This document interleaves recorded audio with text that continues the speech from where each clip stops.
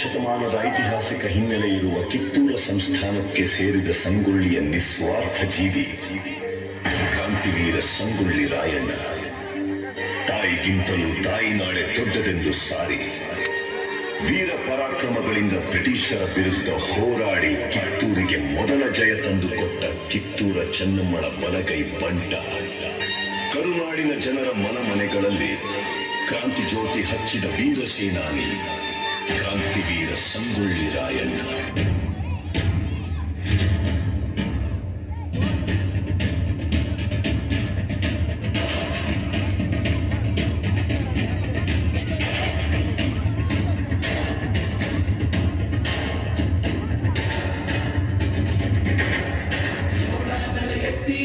ಚೇರಗಡಿ ಮುತ್ತಿದಾಗ ಕನ್ನಡದ ಕಪ್ಪು ಮಣ್ಣಿನವನು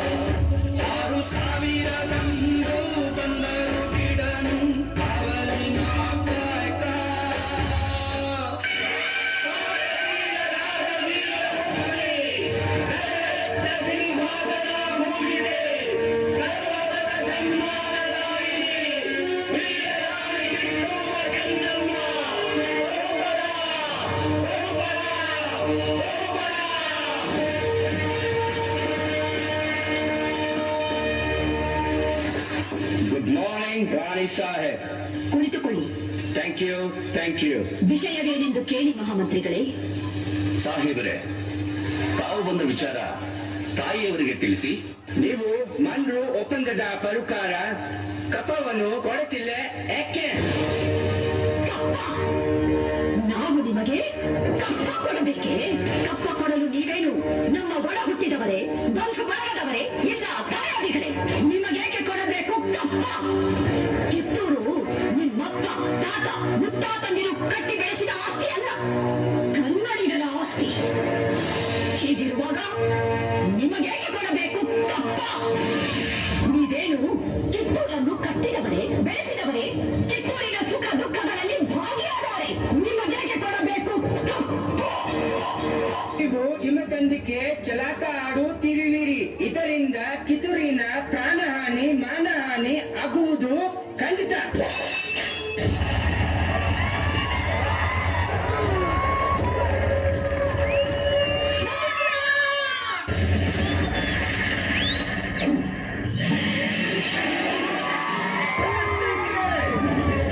ಕನ್ನಡಿಗರ ಮಾನಾಭಿಮಾನ ನಿನ್ನಂತ ಕಚ್ಚಿನಾಗೆ ಗೊತ್ತೈತಿ. ಇದು ಕೆಚ್ಚದ ಕಲಿಗಳ ಪೀಡೈತಿ. ಅಂಜಿಕೆ ಎಂಬುದರಿದಿರ ನಾಡೈತಿ. ಕಿತ್ತೂರು ದೇಶಾಭಿಮಾನ ಸ್ವಾಭಿಮಾನದ ಗೂಡೈತಿ. ಇಂಥ ನಾಡ್ಗ ನೀನು ಜೀವ ಭಯ ತೋರಿಸ್ತಿ.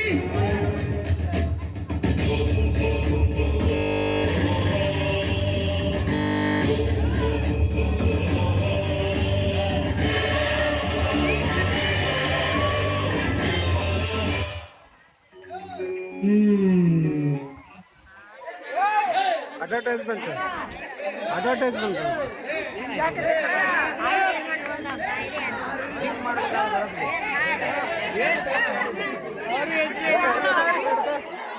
ಹೋಗ್ಬೋದು.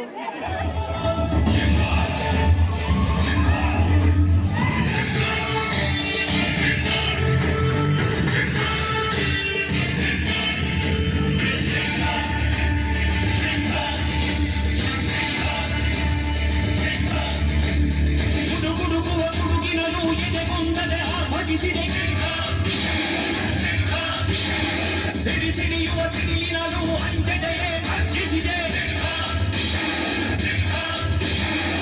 ಹೆಜ್ಜೆಗೆ ಅಚ್ಚೊತ್ತಿದೆ ಕಟು ಸತ್ಯವು ಧರ್ಮ.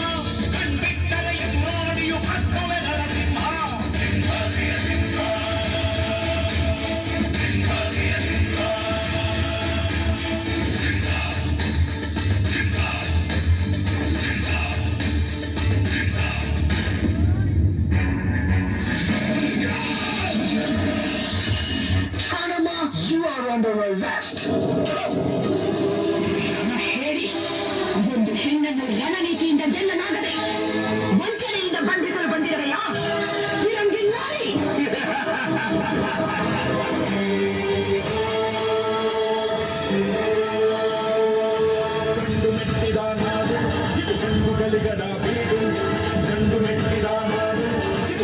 ಗಲಿಗಳ ಬೀಡು ಗಂಡು ಮಾಡದ ಗಂಡು ಬಂಡಾಯ ಬೆಟ್ಟಿದೆ ನೂರು ಗಂಡು ಮಾಡದ ಗಂಡು ಬಂಡಾಯ ಬೆಟ್ಟಿದೆ ನೂರು ಕಾಡು ಮೇಳನು ಅಲೆದು ಕಟ್ಟು ಕಾಡನು ಮುರಿದು ಕಾಡು ಮೇಳನು ಅಲೆದು ಕಟ್ಟು ಕಾಡನು ಮುರಿದು ಗಂಗಿ ತುಂಡರ ವೃತ್ತವ ಕಲಿಯಲು ಸತ್ವಧಾರಿ ಶಕ್ತಿಯಾಗಿ ತುಂಬಿದೆ ನೋಡು ಗಂಡು ಮೆಟ್ಟಿದ ನಾಡು ಇದು ಗಂಡು ಗಲಿಗಳ ಬೀಡು ಗಂಡು ಮೆಟ್ಟಿದ ನಾಡು ಇದು ಗಂಡು ಗಲಿಗಳ ಬೀಡು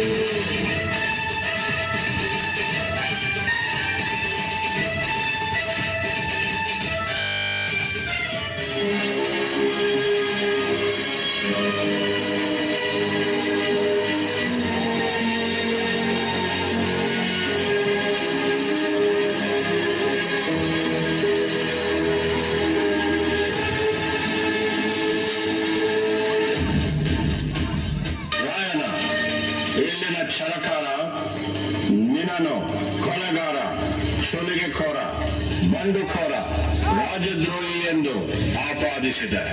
ರೀ ಜಡ್ ಸಾಹೇಬ್ರ, ನಾ ಸುಲಿಗೆಖೋರ ಅಲ್ರಿ, ಸ್ವಾತಂತ್ರ್ಯ ಹೋರಾಟಗಾರ. ನಾ ಸುಲಿಗೆ ಮಾಡಿದ್ದು ನಮ್ಮ ದೇಶದ ಸಂಪತ್ತ ದೋಚ ಮಕ್ಕಳನ್ನ.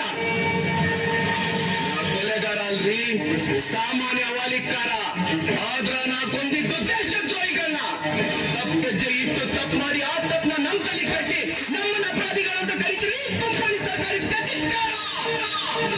ರಾಯಣ್ಣನ ಉಳಿದ ಸಹಾಯಕರಾದ ಬಾಳ ನಾಯಕ, ಬಸವಲಿಂಗಪ್ಪ, ಕರಿಬಸಪ್ಪ, ಭೀಮಪ್ಪ, ಕೆಂಚಪ್ಪ ಮತ್ತು ಅಪ್ಪಾಜಿ ನಾಯಕರಿಗೆ ಗಲ್ಲು ಶಿಕ್ಷೆ ವಿಧಿಸಿದೆ. ಈ ಅಪರಾಧಗಳಿಗೆಲ್ಲ ಮುಖ್ಯ ಕಾರಣಕರ್ತನಾದ ರಾಯಣ್ಣನನ್ನು ರಾಜದ್ರೋಹಿ, ದಂಗೆಖೋರ, ಅಪರಾಧಿ ಎಂದು ಪರಿಗಣಿಸಿ 26/1/1831 ಗಲ್ಲು ಶಿಕ್ಷೆಗೆ ಗುರಿ ಮಾಡಬೇಕೆಂದು ನ್ಯಾಯಾಲಯವು ಆಜ್ಞೆ ಮಾಡುತ್ತಿದೆ.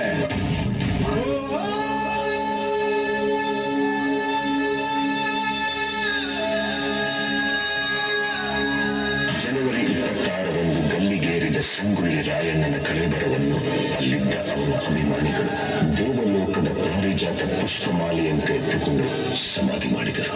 ಇಂದಿಗೂ ರಾಯಣ್ಣನ ಭಕ್ತರು ಜಾತಿ, ಮತ, ಧರ್ಮಗಳ ಭೇದ ಭಾವವಿಲ್ಲದೆ ಹುಟ್ಟಿದರೆ ನಿನ್ನಂತ ಮಕ್ಕಳು ಹುಟ್ಟಲಿ ಎಂದು ತೊಟ್ಟಿಲು ಕಟ್ಟಿ ಹರಕೆ ದೇವಮಾನವನಿಗೆ ಪೂಜೆ ಸಲ್ಲಿಸಿ ಫಲ ಸಿಗಲೆಂದು ಸರಗೊಂಡಿ ಬೇಡುತ್ತಾರೆ.